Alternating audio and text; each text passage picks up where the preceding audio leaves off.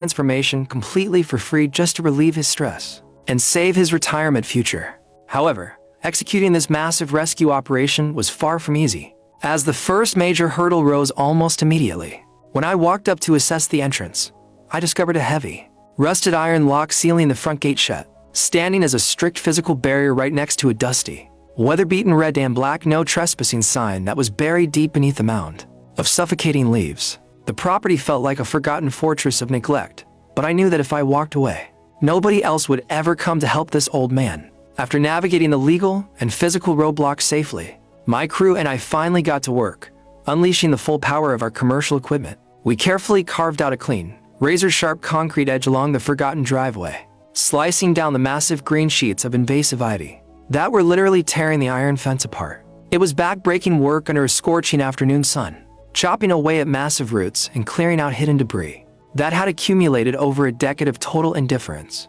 Passers-by stopped to watch in amazement as our steel blades systematically pulverized the thick weeds, transforming a scary haunted wilderness back into a neat, respectful residential lot piece by piece. As the hours ticked away and the sun began to set, a stunning transformation finally emerged from the chaos. The thick, dark wall of neglect that had held Mr. Jacob's life hostage for months was completely leveled to the ground, seeing the sweet 80-year-old gentleman stand proudly by his original property line, watching the tears of profound relief wash over his face as he realized his life's biggest investment was finally protected, was an emotionally overwhelming moment that validated every ounce of sweat poured into this project. He looked at the clean, beautiful open view and whispered that he could finally sleep peacefully at night, without the constant fear of financial ruin hanging over his head.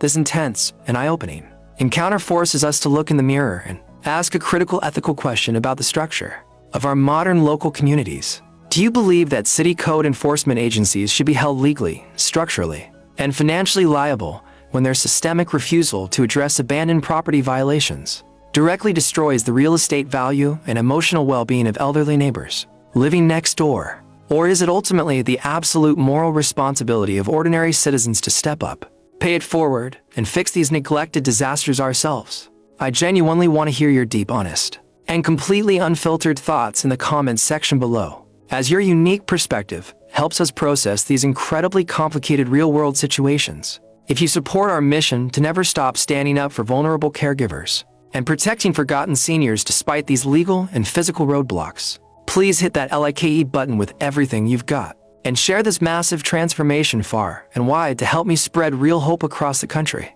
Your incredible, ongoing engagement is the only reason I can keep running these machines, buying fuel, and showing these lonely seniors that they are never truly alone in this fight. Thank you from the bottom of my heart for standing with me until the very end.